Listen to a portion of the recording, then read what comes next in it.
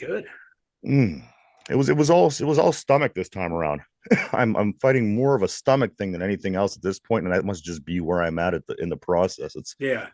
woo, what a disaster. Good morning, everybody. Good morning. Yeah, welcome back. Welcome back to the show. But This is whoa. the Two Dumb Yinzers episode 514. I want to welcome everybody back. This is Monday, March 11th. Mike, It's flying by. did you celebrate Mario Day yesterday?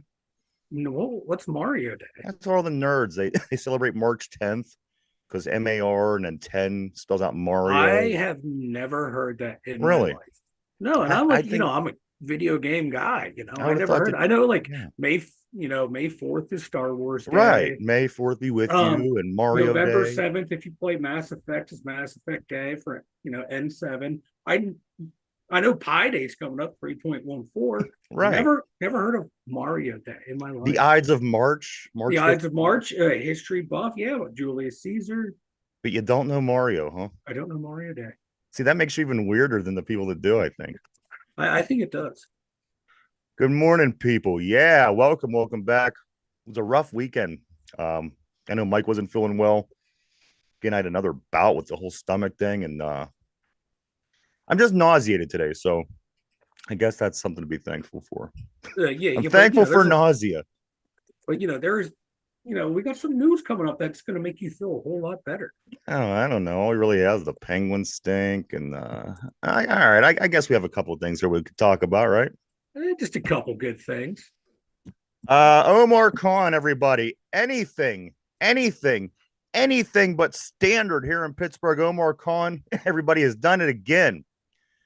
As of last night, of course, everybody remembers at the end of last week, Russell Wilson made a 6-hour trip to the facilities to talk to the Steelers. Yeah. Ends up talking to Arthur Mhm. Smith for a long time, Yeah. hours. It was at least half of the 6 hour meeting was him and Arthur Smith. And what ended up happening due to this conversation and this meeting with Arthur Smith and the Steelers, as of last night, the Steelers signed Russell Wilson, guys, to a 1-year, $1.2 million contract, Ooh. which is the veteran Minimum. minimum. And it's so bizarre because just last year, he the past 2 years, he blew Denver out of the water, getting all his money from them. They're still paying him money, They're still paying up him. to $38 million. And here we get him at the veteran minimum. Ooh. And just to throw some things at you here, not only, and I'm getting conflicting responses. I'm seeing things on Facebook, I'm seeing things on Twitter. Yeah. And, a lot of people are excited. Don't get me wrong. A lot of people are very excited about what's going on with this signing of Russell Wilson. But at the end of the day, guys, Russell Wilson is a 9-time Pro Bowler. Russell Wilson was the 2012 Rookie of the Year. Russell Wilson led he led the NFL in passing touchdowns in 2017. Russell Wilson made 2 Super Bowl appearances, winning one of them. And again, I read the statistics of Russell Wilson's career on the Friday show, and he's never had a season under 3,000 yards. His totals come out to 43,653 yards since 2012. 334 touchdowns, 106 interceptions, which he threw 8 of them last year. So he was at 98 prior to last year, still under 100, being 11 years into his career.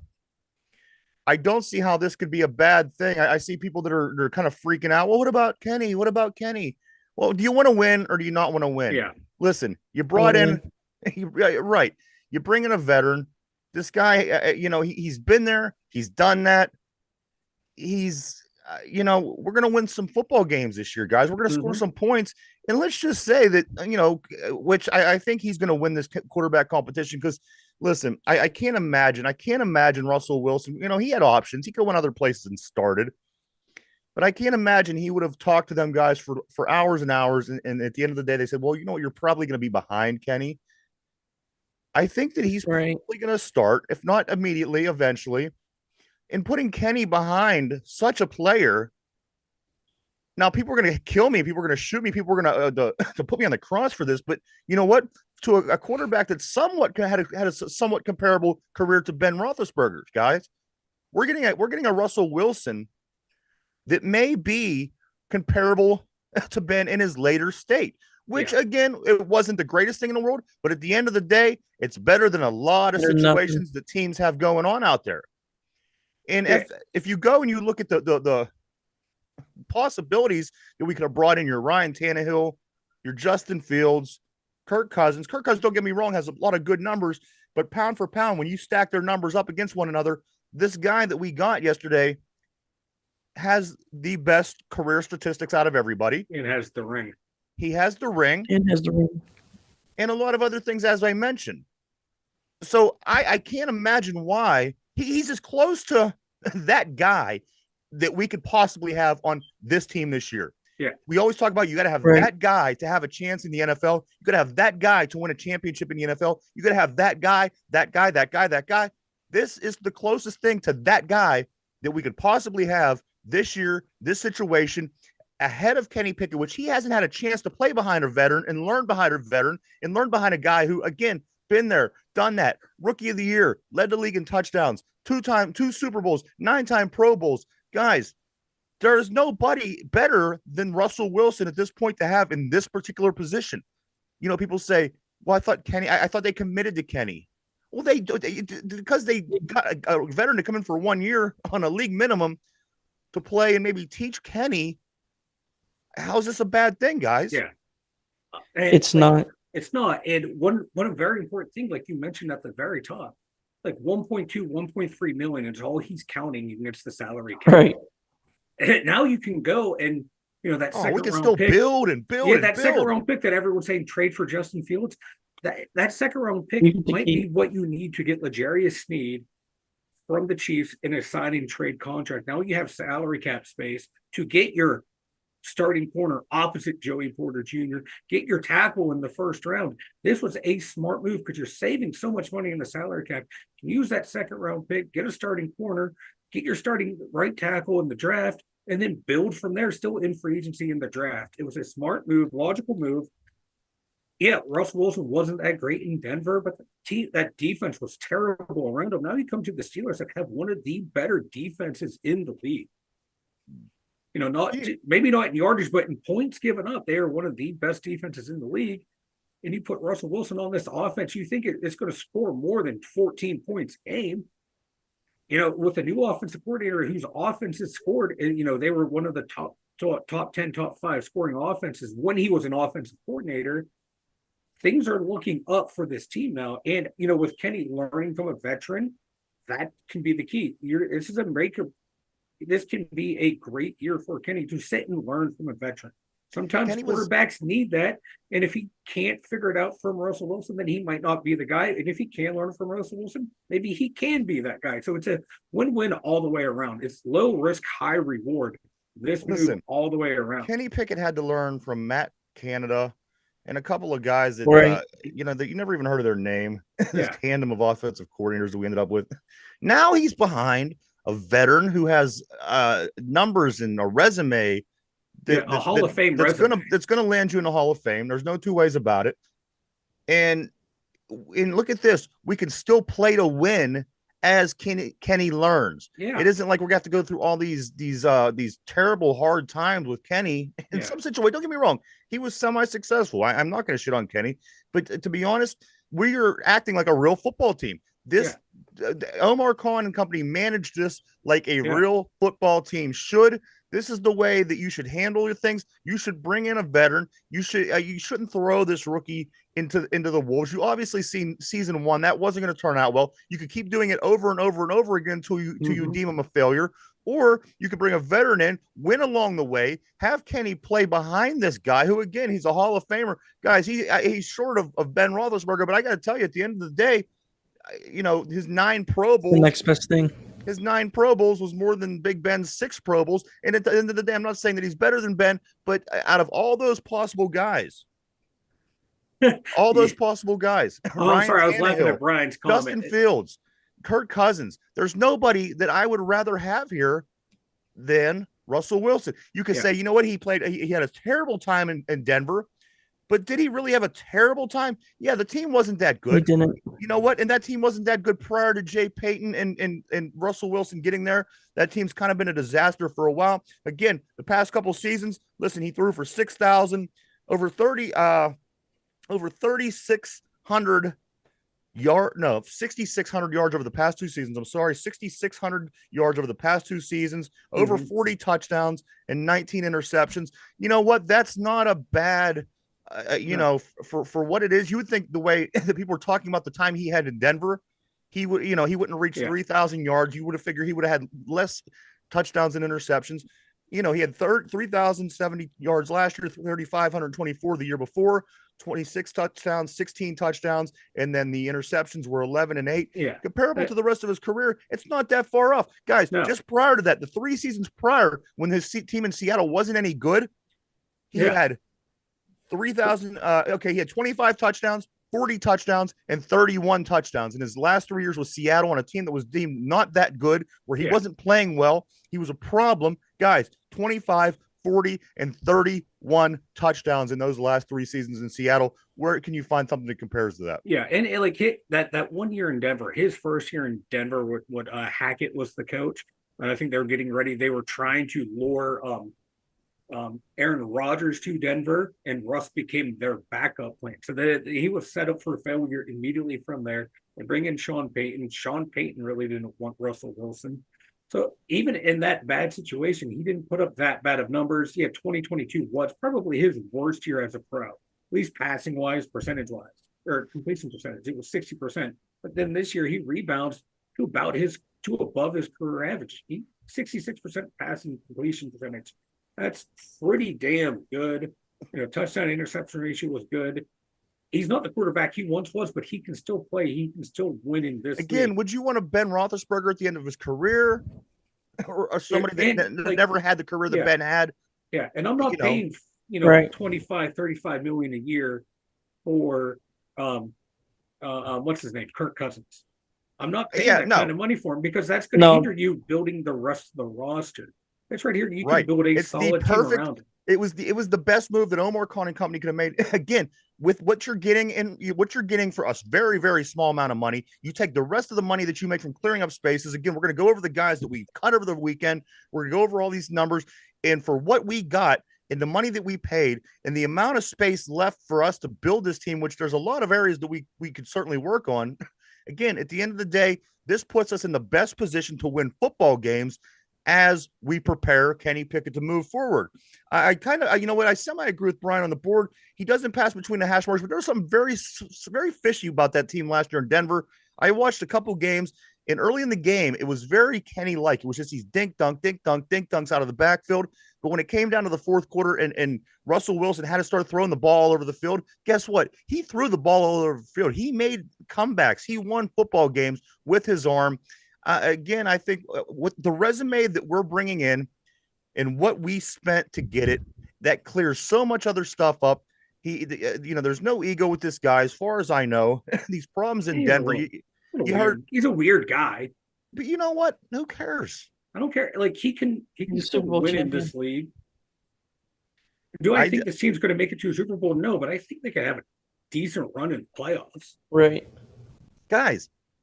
We made it to the playoffs. We lost a game. I think, listen, with making the quarterback change, again, let me say this one more time. He was the rookie of the year. He did lead 2017. He led the whole, how many times Ben led the whole NFL in passing touchdowns? None. Am I saying he's better than Ben? No, I'm not saying that. But again, bang for the buck. I think this is the move that you have to make, and we could win along the way while the younger guys are improving and getting better.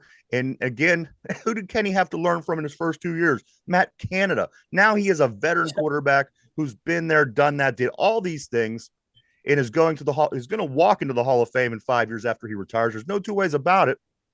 How people think this is a bad move, I don't know. You're not giving up on Kenny. You're making Kenny's chances better. This is gonna be the first chance that Kenny's gonna have to actually sit back and watch and learn. But he's the closest thing that we're going to get to that guy this year moving forward. And let's see what we can do. You know what? You can't go from zero to hero out of nowhere. People, obviously, they wanted us to perform miracles. this offseason and become Super Bowl champion. But wait a minute, you can't bring in a guy who's a veteran who knows what he's doing, who has an impeccable resume. Right. They want us to get a young rookie quarterback who doesn't have a proven track record. And It's right. a 50-50 shot if they're going to pan out or not. Because And now this- with Mac or- Jones being traded back, that Trevor Lawrence draft class, the only starting quarterback left in the first round is Trevor Lawrence, and he hasn't even hit that plateau of And let me ask you he's going to something. be a generational talent. You're talking about Caleb Williams as your number 1 overall pick. Does anybody know that he was 5-4 in his conference this year? Does anybody know that he was 8-5 overall? Listen, you're sitting there hoping and praying to catch that lightning in the bottle with these guys out of college who never played a single NFL snap.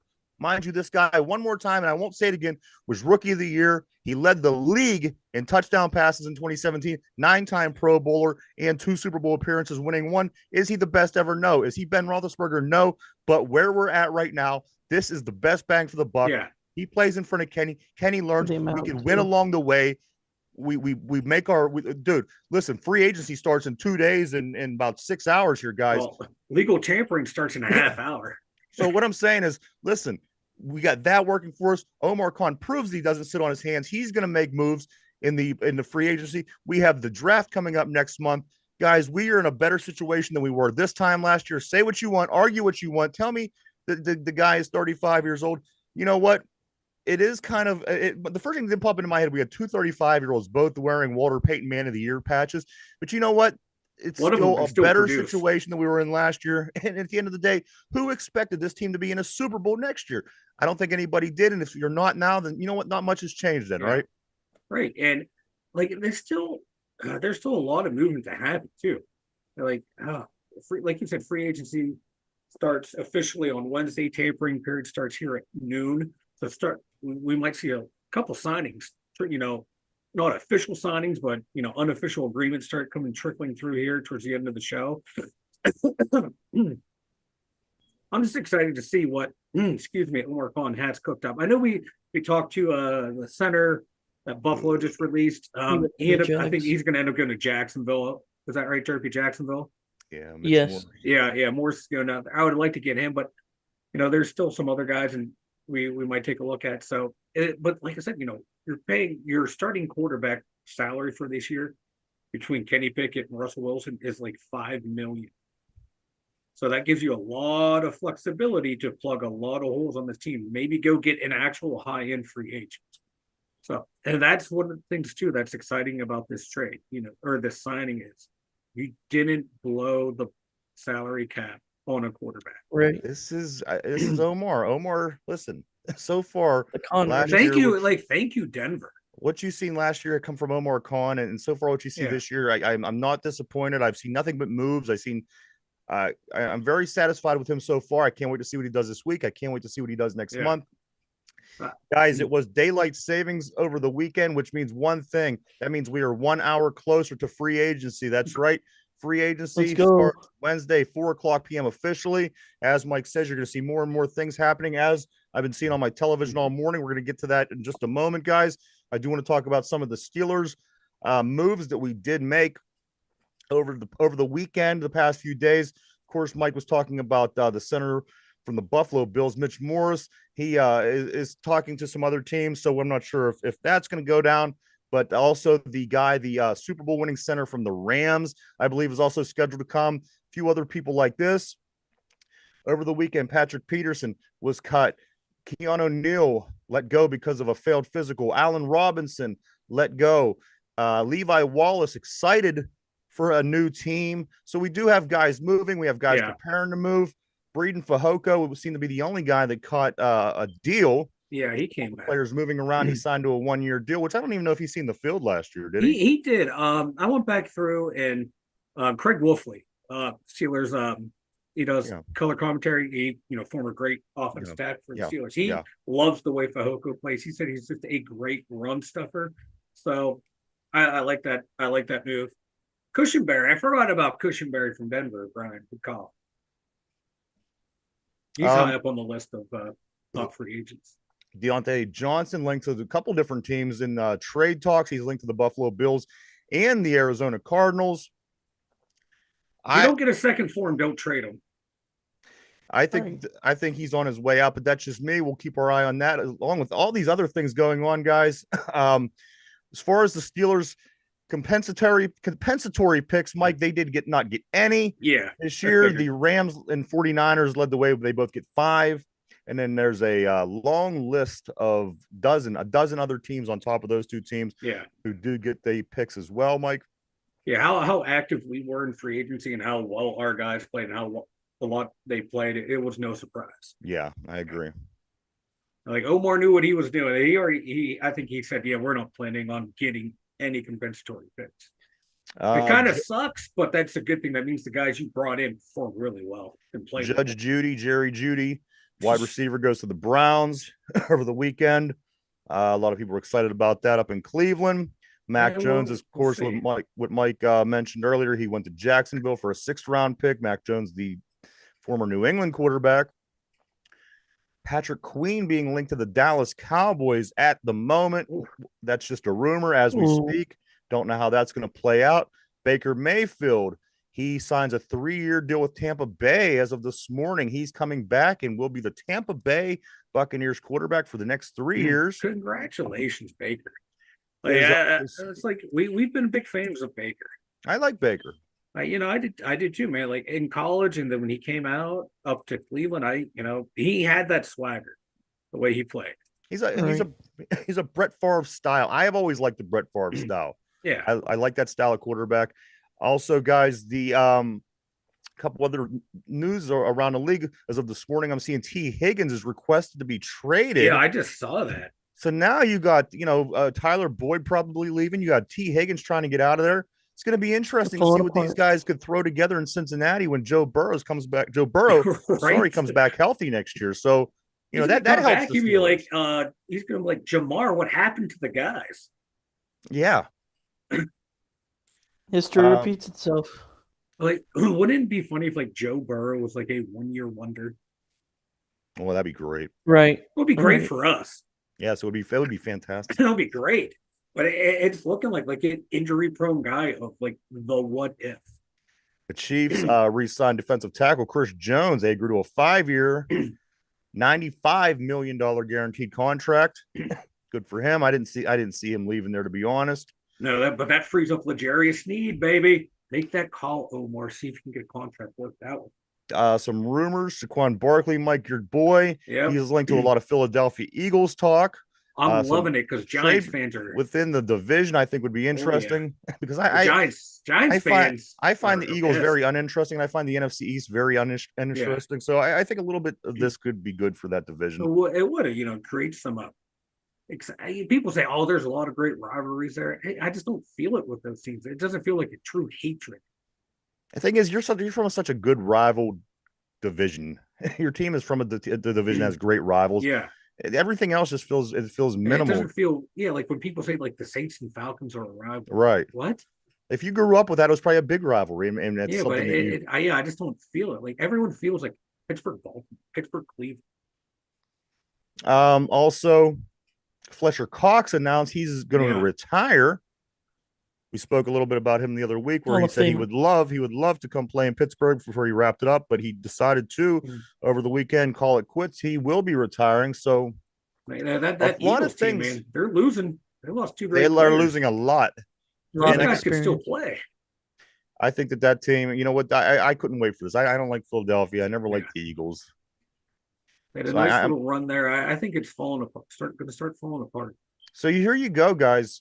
Plenty of action to get this season started, this off season, I guess you could call it. But you have the trade or free agency starting at 4:00 on Wednesday. You're going to see a lot of things happen between now and then. This is very exciting, guys. Wednesday is the 4:00 is the free agency deadline, or to get things kicked off. But as I just mentioned, we read about 10 different moves and things that are happening and things that are in motion.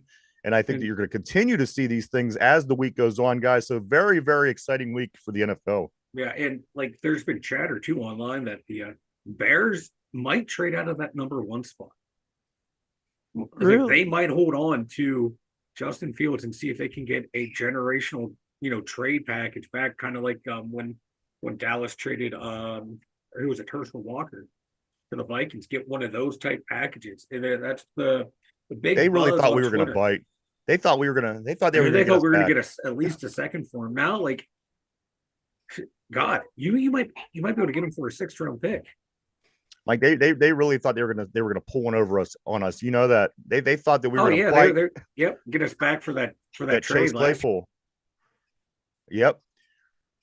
So guys, let's have a little fun with the NFL here. This is from Mad Dog. I don't know if anybody knows who Mad Dog is. He's a radio personality. He's very I love Mad Dog.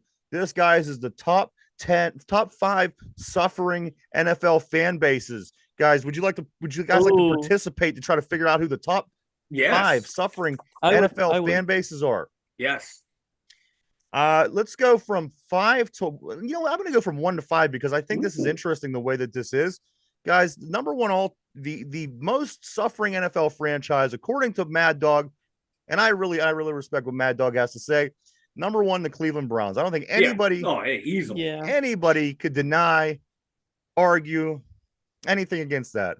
No, they won 2 Super Bowls. That's true. That's true. The original Browns are down in Baltimore, baby. That's right. The number 2 team, Minnesota. I couldn't agree more. Really? 0 for 4 in the Super Bowl, baby. Yeah. I mean, at least they were the original there, Bills, man. Number 3, the New York Jets. The Jets. They haven't won anything in forever. Number 4, the Chicago Bears. The Bears. Guys, they've what, 1 Super Bowl to their credit, and people act like they're this historic franchise that has done. They're like the oldest franchise ever, and they have 1 Super Bowl. Yeah, and people act like they're up there in the mystique of the NFL. Like, you won 1 Super Bowl and you had 2 good running backs and 2 good linebackers, and you never had a quarterback. Well, you did have the greatest kick returner of all time. Never had a quarterback, indeed. Finally, this is the reason I read it forward, not backwards. I find this to be very funny. Fellas, you want to take a stab at who you think Mad Dog says is the 5th most suffering NFL franchise in the NFL is? San Diego. Cleveland, Minnesota, the Jets, Chicago, and this team is marked as number 5. Mike, go ahead. Who? San Diego. All right, Derpy. The Bills. The Bills. Guys, Mad Dog has the number 5 spot on his list here for the 5th most suffering NFL franchise, and I love this. I couldn't be any more happy at this, and this makes me smile. Guys, the number 5 team on this list is the Dallas Cowboys. The Dallas Cowboys. I love it. The Browns. For them to even be in this conversation with the Browns, the Vikings, the Jets, the Bears, and then the Cowboys. Come on. If that's not one of the biggest things that made you smile today. Yeah, it does make me laugh. It is funny. I'm just trying to think, how are they there, though? They haven't won anything in forever. So. They haven't won since January 28th, 1996. Year I was born. Jesus, Derpy. That was you were born? One of the biggest. Yeah. Oh, man. Maybe it's me. Maybe it is you. Maybe it is you. Better watch out, Derpy. Jerry Jones would have sent a hit squad after you. That's right. Like, I'm not saying he shouldn't do it, but as long as we can record it, good for the show. You're not saying that Jerry Jones shouldn't send out a hit squad? I'm not saying he shouldn't, but if he does, let us know so we can film it. I think Derpy will come out on top like John Wick. Derpy. So, the dog. Guys, Mike, does this team become a competitor now? And as we talked last year, this was one of the strongest divisions in the NFL. I don't think that changes. I think that it only makes things stronger. Mike, does this team become somewhat of a competitor now where they weren't last year? And I think, most people were going to agree with that, with what we had going on in our quarterback situation and in our offensive coordinator. Think of the changes that were made, the adjustments that we made. Is this team now have a chance to be in conversation when you start talking about teams that can be a possible Super Bowl team from the AFC? I think maybe in not a contender, but a spoiler type role. A team that, knocks a team off in the playoffs that, people thought, oh, this team's been making the conference championship or the Super Bowl. I think we can knock someone off. I don't think we would make it to the AFC Championship game, but I can see us winning. I think we're going to be a wild card team again. It's because the AFC is so stacked. But I think we can win the first round and maybe even the second round game and knock one or two teams off that people were expecting to have deep runs. If we play a spoiler role and play above expectations right now, I think again we're just a wild card team, and I think we win one or two rounds. Derpy, what I do would you agree. think? Derpy. I think we'll be what the Texans were. Yeah, that team that goes on that little run. I But think we gotta make the right move though this offseason in order to get there, I believe. I think we win around like 11 games this year. Just right now, just on paper with what we have, not seen any of the moves that are So coming. we're one game better. I think we're one game better, but we will play much better. Where the games won't be as close, the wins won't be as close, and the losses won't be as devastating. But I think it was a one game improvement, maybe 2 games, 11 to 12 wins here or there, still in the wild card. It won't be as nail biting down the stretch. We won't have to need like 3 things to happen at the last game of the year to make the playoffs. Good morning to Kenneth on the board. Welcome. Yeah, just like how the roster is constructed now. So a little recap of everything that we did touch on this morning. Let me read what Kenneth said. We will move on. I think the thing with we always have relied on dramatic comeback endings. Now we don't have to. We can score. Earlier in the game, Russ had 20 red zone touchdowns. So you know what? It can't be bad. What with this Russell Wilson move, guys? Again, for the people that are complaining, I think you're out of your friggin' minds because let me just do this one more time, okay? He was the rookie of the year. He led the NFL in passing in 2017. 2 Super Bowl appearances. He won 1. 9 Pro Bowl appearances. Veteran. He could teach Kenny. We could win along the way. It doesn't have to be a disaster. It doesn't have to be every game comes down to the end. Maybe Russell Wilson will throw 2 touchdowns where Kenny threw 1. Maybe Russell will throw 3 where Kenny threw 1. I just can't imagine where this is a bad move, guys. For what we spent to bring Russell Wilson here, $1.2 million for a veteran minimum. You have so much freed up money now. We're cutting guys right and left. Keanu O'Neal gone, Patrick Peterson gone, Allen Robinson gone. This is just a tip of the iceberg. Free agency hasn't even started yet. You have free agency starting on Wednesday at 4:00. You have the draft next month. For this to be a bad move, I think people are out of their minds. This may be the best possible move we could have made. Yeah. This really could.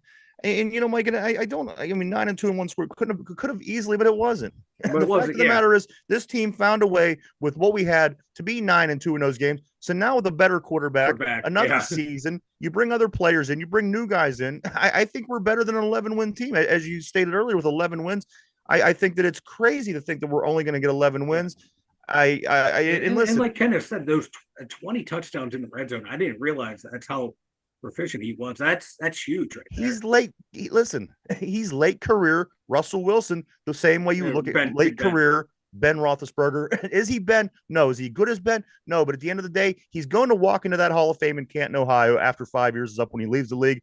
At the end of the day, you're getting late career Russell Wilson. It's going to be comparable to late career Ben. He's been there, done that. He knows the league. There's nothing else that this guy doesn't know. I can't imagine that there's a better move we could have made this year for moving forward. Yeah. Can you draft a guy? Can you do this? Can you do that? Yes, but you know what? Bang for buck, dollar for dollar, move for move, X for O. Russell Wilson is the move that we should have, could have, and I'm glad that we made. I'm looking at least 3,500 yards passing, 30 touchdowns from Russ. And that's not out of the question. That's very not out of, he's never thrown under 3,000 yards in a season. Yeah, he threw 3,026 last year, and that's his career low. 2 games. Yeah, he didn't play the last 2 games, so he could easily, Mike, and it took a while for that offense to get going too out there. And if you could come in here, everyone's going to be on this team to be learning. Yeah, they're going to be learning a new offense, but they're all going to be learning together and moving forward. I'm wouldn't be surprised if he puts up close to 4,000 yards passing. Mike, and let I'm crossing my fingers. I'm being very optimistic right now, which is out of character for me, but I'm liking this move, and I think it's going to be good. And if people say, You should have brought in the guy that passes for a lot of yards. Take the career of Kirk Cousins, put it next to the career of Russell Wilson, and guess what? Russell Wilson threw more yards in that same amount of time. Yeah. He has a better touchdown to interception ratio. Yes, Kirk Cousins has freakish times in his period where he threw a freakish amount of yards and freakish amount of touchdowns, but pound for pound, they have the same amount of time in the league. Russell Wilson's better. One guy won a Super Bowl. One guy won a Rookie of the Year. One guy so come on. Yeah. At the end of the day, this is the best possible move that this Steeler team could have made. And guess what? If Russell Wilson goes down with an injury, now you have a quarterback who wasn't a bad quarterback, and he could win close games and games that come down to the wire. And you also have, at this time, you still do have a Mason Rudolph in the mix. Guys, for what we were paying out, I can't imagine that you could have created a better situation for this upcoming season. Yeah, and speaking if Pittsburgh wants to win, they want to win now. Yeah, speaking of Mason, I don't think he's coming back now. It's a shame because I really like him, but you know, it's gonna be interesting to see what they do with that third quarterback spot. Maybe take a quarterback late in the draft. We'll see. Yeah, I agree with you, Ken. I'm not a huge Peyton fan. I'm really not. Me either. And I mean, he kind of did his thing in this, but the thing about it, when he was in New Orleans, a lot more should have been accomplished, and that's what makes me say, you know what, he's not as good as he should have been. He led this franchise back. I tell you what, they went through a Hurricane Katrina. They played off the emotions of the city, and they did win a Super Bowl. I think that he should have had more accomplished in New Orleans if he was in fact that guy that they say Jay Payton was. I'm not a big fan. Again, I acknowledge, you know, he's probably an average to better than average coach in the league. But at the end of the day, I agree with you 100%. We shouldn't have parades for this guy. I'm not overly impressed. I was never really impressed with like Ken said, you know, Drew Brees, Sean Payton. Like you said, Jay Payton. I was just gonna let it go because I knew you get in a role. You forget first name sometimes. Yeah, you know, it's your old age catching up with you. So there you go, guys. A lot of movement going on in the NFL. Yeah. Don't take your eyes off the ticker. I got to tell you, as the day goes on, Derpy, I got to get you a new mic, bro. I know. I'm sorry. As the day goes on, just keep your eye on the TV. You're going to see things happening. I'm seeing now. Would you rather have Kirk Justin Cousins Fields or Kirk Cousins? Cousins is talking with Atlanta, and I think that did we say that last week? That's where he was going. I think we were talking about that. Yeah, like that would be a logical landing spot for him. But these two, like his wife's from there and stuff like that. These two quarterbacks are going to be what you hear about, you know, big time here for the next few days. I predict this. I think that Kirk Cousins lands in Atlanta, and I think Justin Fields stays in Chicago.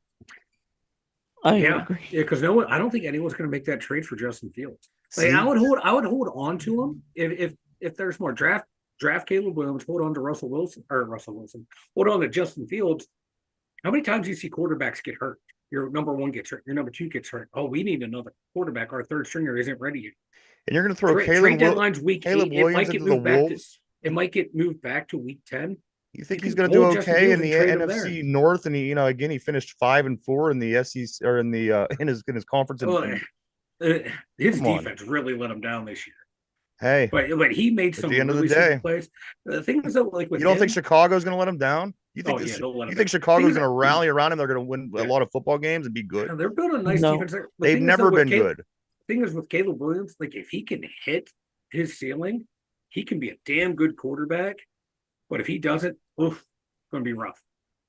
I think it's going to be rough because I think he should have came out of the draft. He should have went in last. Listen, the most successful quarterback ever came out of Chicago has been Jay Cutler. Yeah, like Caleb Williams should have declared for the draft last year. He would have been number one easily as well. It isn't. It isn't easy to be a good. It's just a terrible it's going franchise. To Chicago, man. It's a curse. It's a curse. That's why he should hope Chicago trades that pick to. Yeah. I don't know who.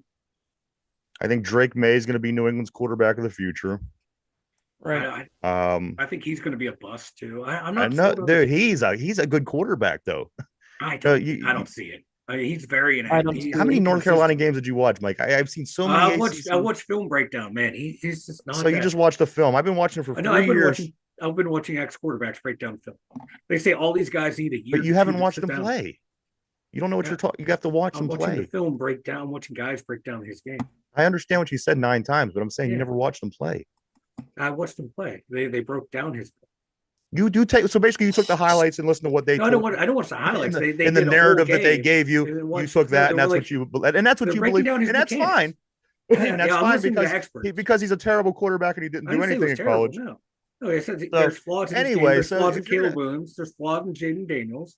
They What's need to that? clean up. They all have flaws that they need cleaned Listen, up. nobody said they didn't. Everybody. I'm just saying that Drake May is going to be the quarterback in New England. And he's a good quarterback. He's probably the best natural quarterback coming out of college. As far as passing out of the pocket, name one better. All right, so let's Travis, move on. Who's the kid from Florida State? Okay, yeah. He had one. He had I'm less. messing with you. He had less success than Kenny Pickett in college. So let's go with that one. All right, so guys, I we had to do mess got to with move you. on because I This can't is the first argue show with you we've for been healthy 20 in a minutes, while. Mike. We have I've messed people that with want to hear about football. So let's in other Pittsburgh sports, Mike. Listen to this. So all parking lots and garages on the North Shore are going to be cashless for special events, starting with the Pirates home opener this season. Mike, do you have any problems with this? Going up to the North Shore and everything being cashless? I don't carry cash, so it works perfectly for me. But Let's say you did. if I did it, it would bug me because Yeah. there's like the older Gen X and Boomers still carry a lot of cash, whereas younger Gen X, Millennials on down don't carry a lot of cash. Right. So it's a generational thing, but I don't have a problem. Keep up the time. Who has the money though? You know what I'm saying? The people that are our age and up are generally the people that have the money. Yeah. And I think that you're telling them that you can't use cash. I listen, it's coming. Don't get me wrong. I totally agree and understand that the future brings no cash and cashless society. But I think it's going to be rough because, again, the people that actually have money are not going to be 20 years old. They're not going to be, 22 years old. And these are the people that are totally fine with a cashless society. I think at first it's going to be a struggle, but eventually it's going to be what it is. Yeah. But that was just a segue to talk about this guy, Mike. Henry Davis. Henry Davis of the Pittsburgh Pirates leads the Grapefruit League with 4 home runs he has 4 in the last 5 games. He has 9 RBIs, which he also leads the Grapefruit League. He is batting .333 at the moment. He's the best Pittsburgh Pirate on the team. Yet there is still the talk that this guy is not going to be on the opening day roster. He's taken advantage of the injured Grandel, who came over to play catcher. He's playing behind the plate. He's gunning guys out. He hit 4 home runs in 5 games, 9 ribbies, .333. Any chance that this guy isn't on the opening day roster, Mike? It's the Pittsburgh Pirates, so there is a very good chance he might be down in Indianapolis. What you know what? And if that's not the reason, I'm half serious, but I'm half joking. But I know I can that's see the it thing. happening. It's insane. Is he could wind up in But yeah, he needs to be the day one starter at catcher. He's showing why he was the number 1 overall pick in his draft. I agree. Let him I agree. play. Let him play. Also, a couple other guys that are doing well. Again, of course, we mentioned that Henry Davis has 4 home runs, 9 RBIs. O'Neal Cruz, he has 3 home runs with 6 RBIs. Key Brian Hayes has 3 home runs, 7 RBIs. Nobody on this team is not playing top notch at this time. Of course, yes, it is only the Grapefruit League, but you know what? You like to see these things moving forward. Because if they were struggling, I would be shitting on them. Right. So now, I'm going to give them credit. They're doing what they need to do in spring training. Barco's back looking good. They're forcing management's hand right now. They're back in action today at 105 against the Red Sox, guys. Big game over the weekend. Pitt needed to win. I don't know if they needed to win, but they won, and a lot of good things happened because of it. Talking about the Pitt basketball team, they beat NC State on Saturday, 81-73. So Mike, Pitt is now the number 4 seed in the ACC, and they do have a 2-round bye.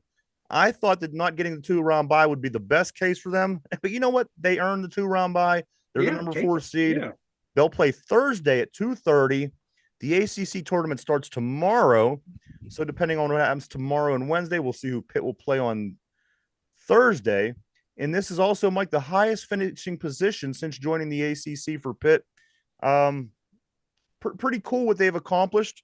Yeah. But again, I just don't see them as that team that has that longevity that they could put together a nice, consistent winning streak and win the whole thing. But we'll see what they could do with the ACC tournament this week, man. You with 2-round bye, get at least that win in your first game. Go from there, see if that's enough to get you into the tournament. Because right now, they're in the next 4 out in most places. Yeah, they moved up. I think somebody lost the other day, bumped them up into another. I don't recall, but Yeah. I know that there was a couple losses over the weekend. It definitely helped them Yeah. out. Like I saw one where they won, teams above them lost, but yet it still dropped in their rankings and stuff like that. It's just Was that comical. since NC State? Yeah, it was Because I since seen at NC one State. point they did drop, and then I seen again they went up. So This is like in different people's okay. projections and stuff. It was like people that kind of know, that kind of get it really close every year. Like Joe Lenardi, he had like Pitt dropping down after they won and other teams lost. It was wild. So right. we'll see, but I'd like to see him get in. You at least get 2 wins out of the NCAA tournament. I think that's about their max. And also in NCAA women's, Caitlin Clark and the Iowa Hawkeyes, they win the Big Ten tournament for the 3rd time in a row. Yeah, over the come weekend. from behind. Yes, they did. I see they beat up Penn State the other day. They kind of knew that was coming. But they did. They won. So now on to the big dance for them. Derpy doesn't seem to think that this team has a chance in the big tournament. Derpy, Caitlin Clark and Iowa. I don't. Why is that? There's nobody that's even been close to even touching this team. How could you not? I just think South Carolina's just going to dominate. South Carolina? Isn't that the team that just got Yeah. that big Royal Rumble? Isn't half their team disqualified for the Right. first round? Is it? Well, them and I don't know, because there's like speculation. Well, them and LSU got in that big like fight. LSU and South Carolina. They I had know like 6 half their people team. were 6 people were suspended from both. I don't know how many. Yeah. One way or So the I don't other. know how many people are going to be out that first round. So it's going to be interesting, man. And that was like something you would. It felt like I was watching the bad boy Pistons against the Boston Celtics. The way they were fighting, I loved it, man. It was basketball from the '80s. The worst story in Pittsburgh. Usually the Pirates take this. The Penguins, guys, they're on a free fall. Boy, are they falling and falling We fast. predicted this. Last 3 games, they lost to the Capitals 6-0. The Bruins 5-1. The Oilers yesterday 4-0. Guys, that's 15-1 in their last 3 games they've lost. They become unwatchable. 4-0 they lost to the Oilers yesterday. Penguins are now 28, 27, and 8. They're close to falling under 500. We joked this year and said, can the Steelers and the Pirates and the Penguins, who would have the best record? And somebody said, well, at least the Penguins will be they'll be above 500. Well, that is, guys, I don't know what the hell they really feel like I said it last week. Once the Gensel trade happened, it felt to me like they threw in the white towel. They threw in the towel, and they are on a free fall. I'm sorry. Mike, anything about this team going to be interesting between now and the end of the season? Or is yeah, if they lose out, they might be in a pretty good chance in the draft lottery to where we get that number 1 pick, baby. There you go. Because even though we did use our first round pick as trade to get Carlson, it's lottery protected, so we can choose to keep it this year if we finish in the draft lottery, depending on where we fall high enough, get a percentage in there to get that number 1 overall pick. So lose out, boys. See what happens. Because right now, the only one still competing seems to be Carlson. This does look like the worst Penguin team I've seen in many, many years at this point. They're literally not. They were playing bad earlier. They're literally not doing anything now. It's like the Steelers or the Pirates showed this kind of lack of energy. Screaming for a coaching change. But man, Mike Sullivan is just skating or coasting through unscathed. It's funny. It's comical. But this team is it's rough right now. They got a lot of rebuilding to do. Couple miscellaneous stories here, guys, in college football.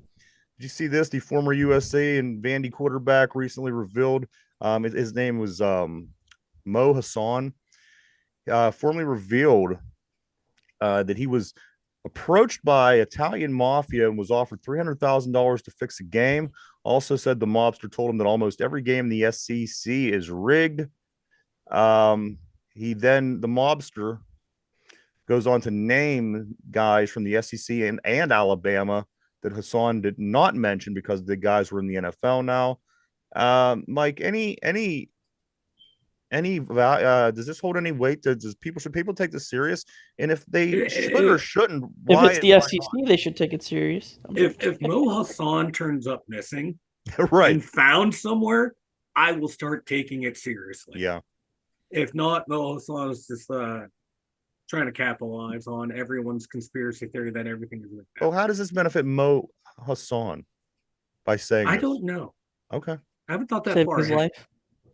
life. Logan Paul, him and Mike Tyson, of course, last week, the big fight. I can't wait for this. I'm going to watch it. It's on Netflix. There's no way that I'm not going to watch it.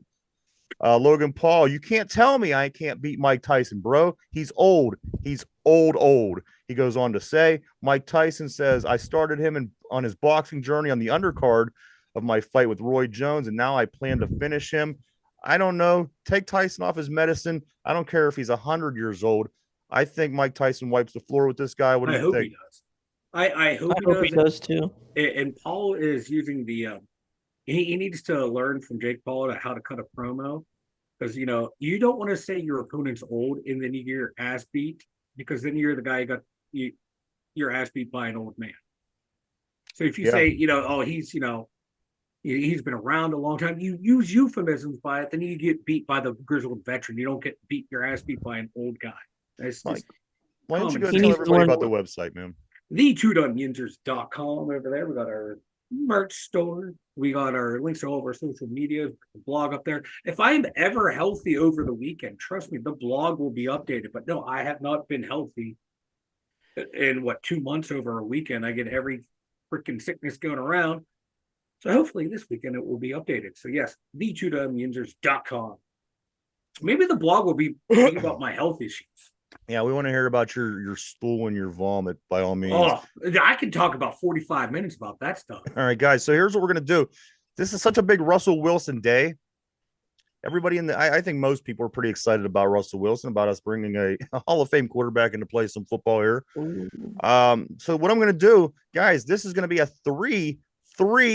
three-prong question. I'm going to ask you 3 Russell Wilson questions today to commemorate his number 3 that he does wear as a football player in the NFL.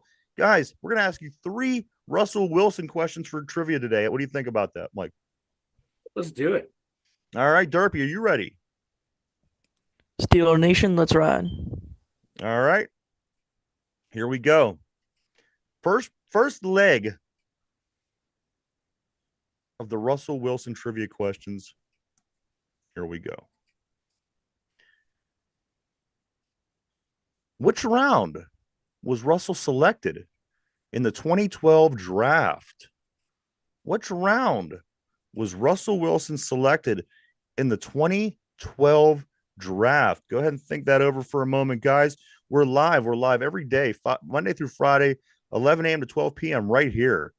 If you missed this show, or you would rather just listen to the show, we do upload the brand new live show that we do every day on Spotify in podcast form at 8 o'clock p.m. If you're at the gym, you're in the car, maybe cutting the grass, you got the earbuds in, you could always listen to the show. It is in podcast form, though, 8 o'clock every day over on Spotify. All right, Mike, the first leg, we have 3 Russell Wilson trivia questions today. The first leg of the Russell Wilson trivia is, which round was Russell Wilson selected in the 2012 draft? Mike, what do you think? Second round. Second round. Is that your final answer? Final answer. All right, I'm going to lock Mike in on the second round. Derpy, which round was Russell Wilson Derpy. selected in the 2012 draft? Mike says the second round. What do you think? I'm going third. Third round. Is that your final answer? Yeah. Derpy. All right. So I'll do them all individual. So let's see. Which round was Russell Wilson selected in? Mike said the second. Derpy said the third. The answer was the third round. Russell Wilson was selected in the 2012 draft behind these quarterbacks: Brock Osweiler, Brandon Weeden, Ryan Tannehill, RG3, and Andrew Luck. All those quarterbacks were selected ahead of Mr. Wilson. Derpy. Damn, man. If Luck didn't break his neck and RG3 didn't blow out his knee multiple times, that would have been a pretty good draft class. Question number 2, because this is a 3-pronged Russell Wilson trivia day, because he does wear the number 3 on his jersey. Number 2, guys, what MLB team drafted Russell Wilson? Russell Wilson was, in fact, drafted by an MLB baseball team in 2010. Derpy, Mike, Derpy. Who was the NFL team or the MLB team that drafted him? Derpy, I'm going to start with you. Who do you think? The Rangers? The Rangers in Texas. Is this your final answer? Yes. All right, Mike, I'm going to come over to you. Who was the baseball team that drafted Russell Wilson 2 years before he got drafted into the NFL? Oakland A's. In the Oakland A's. So I got the Rangers and the A's. I'm going to lock you guys in. The team that drafted Russell Wilson in 2010 from the major leagues was, in fact, the Colorado Rockies. Ooh. The Rockies. And, guys, the third leg of the 3-question Russell Wilson 3-question trivia day is this. Here we go. Derpy, you ready? Let's ride. You got one right so far. Mike, you're still looking for your first one correct. Here we go, guys. What jersey number did Russell Wilson wear in college? He didn't start wearing number 3 until he came into the NFL pros. Guys, tell me what number he wore in college. Mike, I'm going to start with you on this one. I could tell you right off the top, it was not number 3. I'm looking for the number that Russell Wilson wore in college, Mike. 8. 8. Is that your final answer? Yep. All right, Derpy. I'm going to come over to you. Mike says number 8. What number did Russell Wilson wear in college when he played football? Hmm. Derpy. I'm gonna go 9. Number 9. Number 8 and number 9. Is that's your final answer, Derpy? Yes. All right. So you guys are all locked in.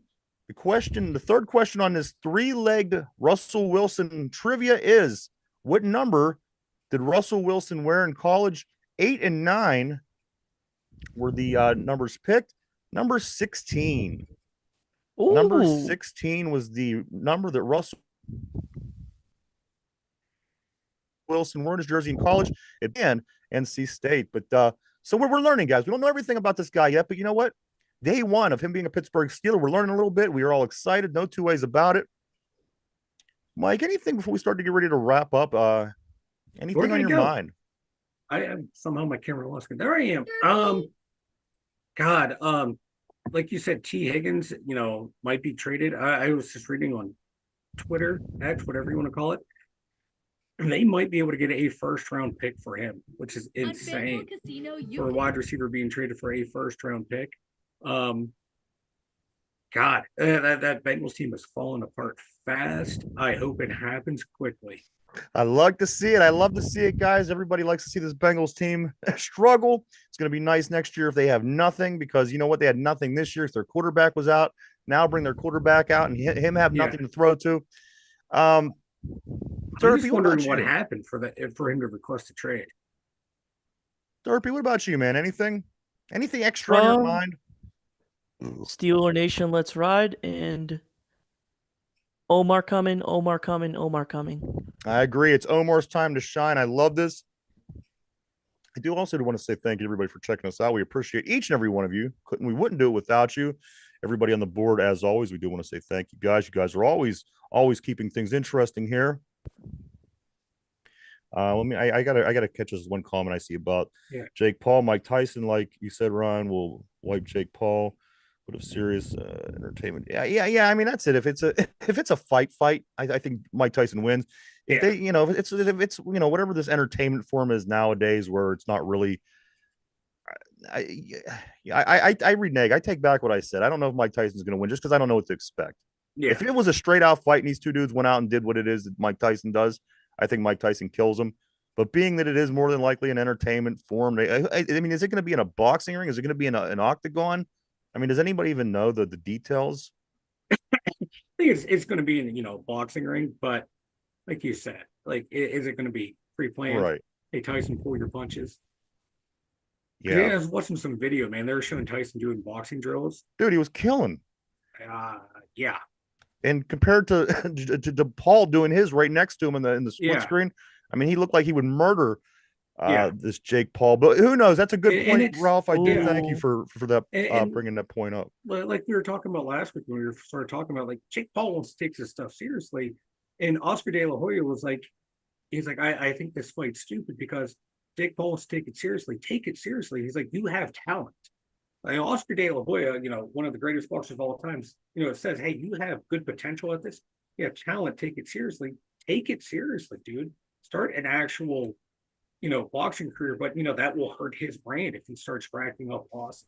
And he's all about the brand, not about the actual sport of boxing. My thing, guys, to finish up the show is this. Over the weekend, I asked AI, I said, should people worship you? My AI says this to me. It might be time to move on to a new topic. Let's start a new one. Very interesting. Why would it say that to me? I don't know. But you know what? It's deflecting, baby. Nonetheless, It's deflecting. Derpy, Mike at the Steelers Central Mobile Studio, myself, the Two Dumb Yinzers. Everybody have a great day. Enjoy some NFL scoop as it goes on throughout the day. I'm seeing things go across the screen constantly.